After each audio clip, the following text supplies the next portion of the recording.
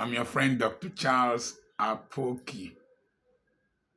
I'm so glad to reach you with the second video of today.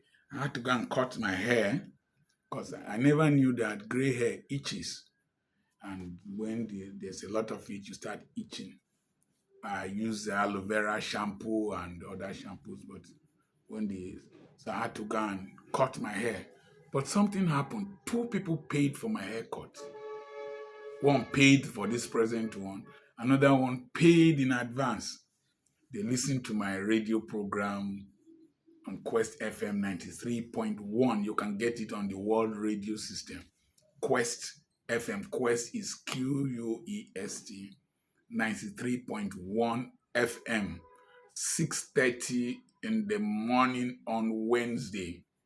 And then you can also download Mega FM 89.1 Tuesday 6:30 a.m.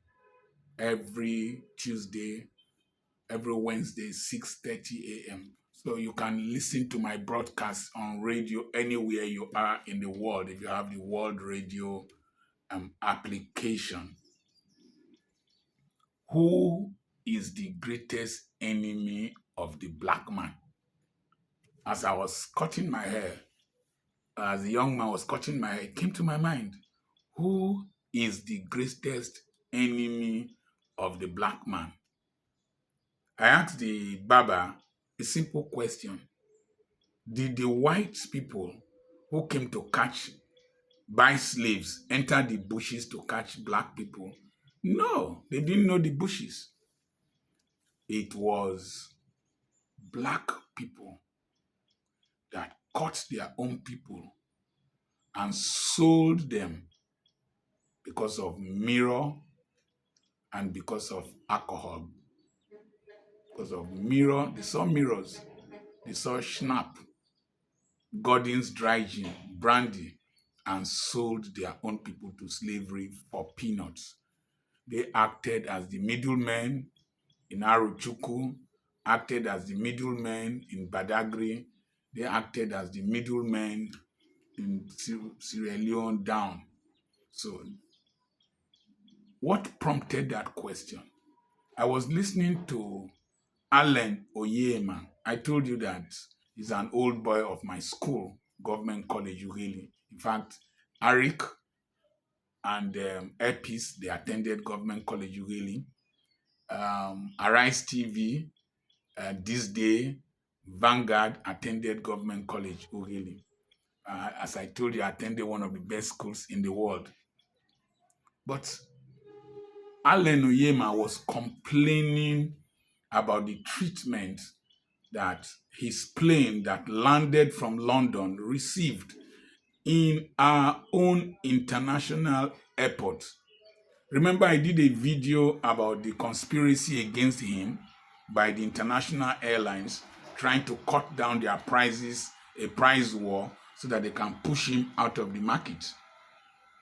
Remember the challenges he had in Dubai, where to land and the routes to fly. Now, in his own country, his plane landed, they parked them in the bush, the abandoned part of the international airport where no local airline or international airline is willing to park. And then they wanted to send rickety buses, I'm using his words, to come and convey passengers from there to the terminal. And there are spaces dedicated to the local airline, his home base. But a civil servant there, who is an enemy of his own race, said that it was reserved for British Airways. Your own local carrier, you refuse to provide space, but you provided space for British Airways. And the Director General of the Nigerian Civil Aviation Agency was in the aircraft. And he spoke to the person, that evil person in the control tower. And that person said that he or she did not care. And Allen Oyema told his pilot to block the runway. No plane will land or taxi off. No plane would taxi off. It was then they made provision for him to go and park. Please, this is not an issue of tribalism. The people who have been in his support in the Federal Airport Something Authority fan, they are Yorubas, they are Hausas, and you might even be surprised that the person who did that might be an Igbo man, because your enemies are members of your own household. The greatest people that criticized Peter Obi were that man in charge of drainage and gutter, Igbokwe, in Lagos State. When I wanted to buy land to build a tertiary institution in my mother's community, it was members of my immediate family, my cousins, that said they should not sell land to me. Unfortunately for him, or fortunately for him, the person that spearheaded that, when I was building the school at Okwokoko, I had given out the contract to do the carpentry work. He now met my in-laws and told them that he was a carpenter, and I knew he was a carpenter. I told him, you should have known that you should protect your side. I told him in Urobo, you should protect my interests, but you did not. But I told him I had awarded the contract to another person from another tribe, but I was going to beg that man to share it with him. And he did. And I paid them quite a large sum of money. But at a point, he started ganging up against me again. One of my cousins went and uprooted my pillar and threw it away. But his wife was farming in my farmland. The wife got angry. The wife is not from my community. The wife got angry and told our eldest person in the family, and they told him to go and restore it. When it was time to fill the building, I bought 165 trips of sand. A great percentage of that sand was brought in by the son, who is a tipper driver, to fill there, and I paid him. Today, there's a rubber plantation I bought. He on his own went there, jumped into that place, and started tapping 13 acres of rubber trees. When his wife told him, won't you tell the owner? He asked the wife, is he your brother's son? Now I am his brother. But when he was doing evil against me, I was not his brother. I told people, succeed despite their wickedness. Why would you want to treat Air Peace shabbily so that foreigners and Nigerians will not want to board his plane because of delays in landing and clearing and evacuating the building, the airport terminal? Why would you deliberately want to treat Air Peace shabbily in his own country? This is the kind of wickedness that Festus Keyamo, senior advocate of Nigeria, I don't know whether he was classmate to Allen, because all of us attended the same secondary school, must attend to, even if he's another person, must attend to. We must never allow this kind of impunity in this country. The president must hear about it. Never allow this to happen. You want us to patronize our people, but you want to destroy them. There are some of them who wrote rubbish. One of them got late to the airport in London, and they flew and left him. He wrote rubbish. Nigeria, black people, you are wicked to yourselves. Black on black robbery is highest in America. Black people rob black people more. Black people shoot at black people more in the United States of America. I don't know why we don't like ourselves. I've always mentioned Julius Malema, who killed Thomas Sankara in Burkina Faso, Blaise Compaoré, his best friend, that they thought they were brothers. It was Blaise Compaoré that these wicked imperialists used to assassinate Thomas Sankara. That's the way it is. We are our greatest enemies. Greatest enemies. Now, those of our brethren overseas, why are they not investing in Nigeria, investing in Africa? I have been receiving a lot of complaints. You will send money to build a house for yourself in your country. Your brother will take part of the money and build for himself and build a rubbish structure for you. It has happened severally and severally. And so people complain that they have nothing to do with Nigeria, nothing to do with Africa. We send money home to our people, they squander them, waste them, and still call us names. I know how hard you work for your money overseas. I have children that have traveled. I know how hard you work for your money, what pains, what discrimination, what insults you receive to send money to us, and then we mess it up. Somebody bought land from me, from Zito Man or wherever, called me, his papers are ready, I'll give them to him. He said he wants his brothers to come and see the land. The land is there, they will come and see. It will encourage them to invest. Why is the black man wicked to the black man? Look at confraternities. Go to Europe, go to America. There are confraternities in all universities in the UK, in the United States. They don't shoot each other. Today, something is wrong with our heads. Something is wrong with our heads. Eye will fight Black Axe. Black Axe will fight Vikings. Vikings will fight this, fight that, fight that.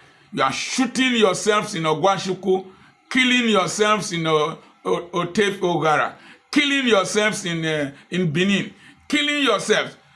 And Fulani headsmen are raping your God forgive me for that word. Dealing with your mothers, killing people in your community. If you are, they say somebody hit strong man has fallen. Is something crazy with you? You see people killing your mothers in the farm, killing your brothers in the farm, driving people from your communities, and you cannot go and drive them away. It is your schoolmate that wants to graduate you will go and kill.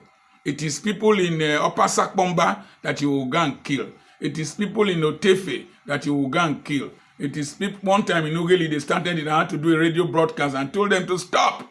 Stop killing yourselves. So you're a strong man. Why don't you go and attack those occupying your farmlands? It is fellow black people, fellow Muslims that are killing people in the north, kidnapping people in the north. It is fellow Sudanese that are killing people in Darfur because they think that one color is darker than the other. Who are you? Who are you as a Sudanese? You go outside of your country, be treated like trash. You are killing somebody because of his color. Darfur here. The most wicked enemy of the black man is the black man himself. Black people are their greatest enemies until they change their orientation, change this attitude of black on black wickedness. We can never do well as a race until we unite and see anything one for all and all for one. We can never progress. My greatest enemies are those within my locality here, those from my tribe, those that live near me, my fellow pastors. They have invited me to come and speak to them. And I told them, you might not be willing to hear the truth. If I go there, I'll tell them what I want to tell them, but I will not eat, I will not drink water. Because many are called, few are wizards. We are too wicked to ourselves.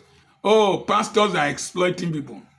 The white man brought Christianity The Catholics came with hospitals, ENU hospitals, Bishop Shanahan Hospital, the ones that came to Akwa Ibom, Onitsangwa Hospital, Abak Hospital, all hospitals round Africa, schools round Africa, orphanages. Then we, Dr. Apoki's people, with this color, we came is how to milk our people, buy private jets, buy big cars, and build big projects. Then we are now discouraging people from becoming Christians because our people are now thinking that Christianity is exploitative. No! The gospel of God, of Jesus Christ, is the hope of glory. It is we that have turned it to commerce and domination and empire building.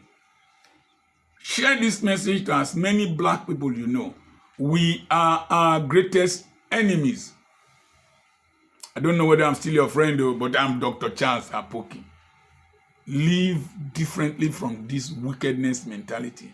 God bless you. Send me a message on +234 7052 136763. I repeat, +234 7052 136763. Why? I have an online seminar coming up on the 1st of May by 7 p.m. I'm going to share with you how to prepare for aging, how to remain relevant, how to remain the reality of aging, remaining relevant, and productivity. I'm enjoying my life. I'm having a good life because I started very early from my 20s to plan for today. The future starts now. The other reason you should send me a message is that you can join my WhatsApp mentorship group.